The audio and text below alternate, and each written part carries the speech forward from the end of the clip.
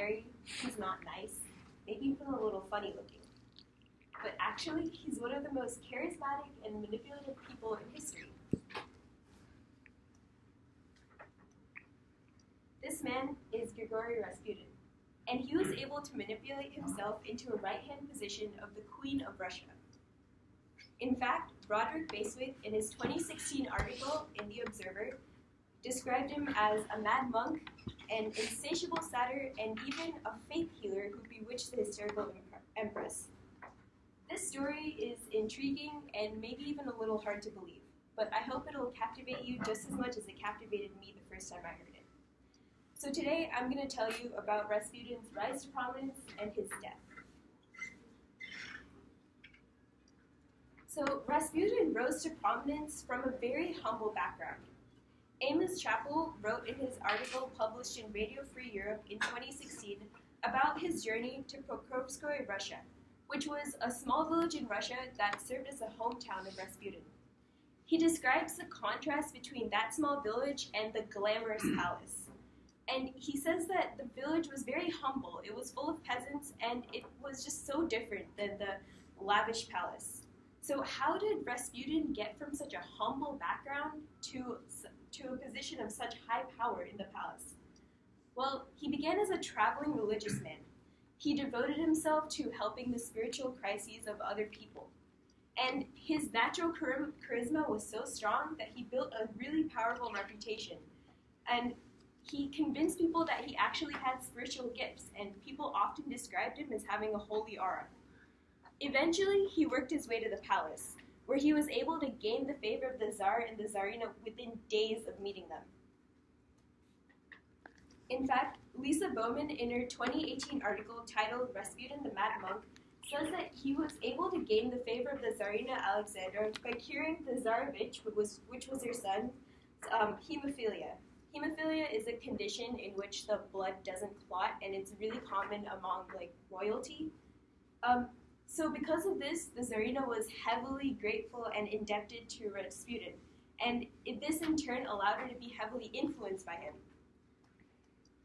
In a novel titled A History of Women in Russia, published in 2012, Barbara Clements actually says that this political reliance that the Tsarina had on Rasputin actually ruined her reputation, because she often went to him for advice on many political decisions.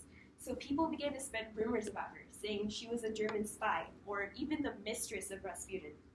This caused a lot of political unrest, because people didn't like how easily influenced the Tsarina was by Rasputin. Her husband, the Tsar Nicholas II, was a lot less fond of Rasputin. Helen Rappaport, in her 2016 article, The Daily Telegraph, said that he often ignored the political advice that Rasputin handed out to him so freely. But he did recognize that Rasputin kept the Tsarina calm, because she was prone to a lot of hysterical fits and was highly neurotic. Maybe he should have listened to Rasputin's political advice, because Rasputin was pretty spot on in predicting a couple of revolutions that actually happened. So maybe it would have been helpful to him.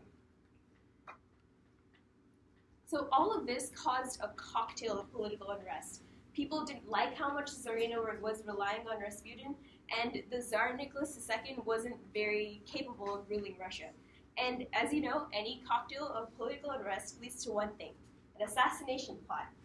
So on to the interesting part. Troy Lennon, in his 2016 article published in the Daily Telegraph, names Prince Felix Yusupov, Vladimir Prushkevich, and Sergei Sukhodin as the main conspirators in the assassination plot. Prince Felix Yusupov was actually married to the Tsar's niece, and Vladimir Prushkevich was a right-wing politician. So on December 30th in 1916, Prince Felix Yusupov invites Rasputin into his home for dinner. Rasputin accepts, and he goes to his house, where the prince feeds him cakes laced with cyanide. Rasputin has a huge sweet tooth, so he eats many, many cakes. But the cyanide has no effect on him. So Prince Felix is understandably stumped, so he decides to feed him more cyanide. He gives him wine laced with cyanide, and Rasputin, who is also an alcoholic, drinks a ton of wine. And he still doesn't die. So the prince is understandably very, very, very confused now. And actually, in an article titled Rasputin's Death Card Now Resurrected in Taranaki, published in 2000 in the Evening Post, it's actually stated that the amount of cyanide that Rasputin consumed was enough to kill 12 grown men. So the prince, who is very confused now, decides to do the next logical thing, which is to pull a gun out and shoot him. And it works for a few minutes until Rasputin gets back up and attacks the prince. So the prince and his co-conspirators then gang up on Rasputin, manage to get him in control, and beat him senseless. After which, they decide to really finish the job, and they shoot him twice, once in the chest and once in the head.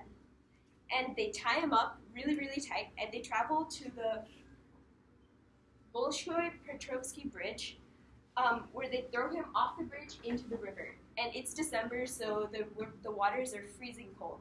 At the same time, one of their co-conspirators, Sukhodin, left the palace wearing Rasputin's cloak so that people would think that he was still alive, and the murder plot wouldn't be traced back to them. However, actually 2 days later, when his body was pulled from the river, there was a hand, like one of his hands had come out of the bindings, which suggests that he might have been alive still when they put him into threw him into the river. So after surviving enough cyanide to kill 12 grown men, 3 bullet wounds, and a beating, Rasputin is finally dead. But his legacy still lives on. And this amazing story is told so many times in lots of books, movies, and songs. And people often find it hard to believe how he was able to survive so much. Because this is a story of how a man was able to survive multiple assassination attempts. But it's also the story of a man who came from humble beginnings and was able to talk his way into a position of lots of power at the right hand of the Empress of Russia. And I think that's even a little bit inspiring. Thank you.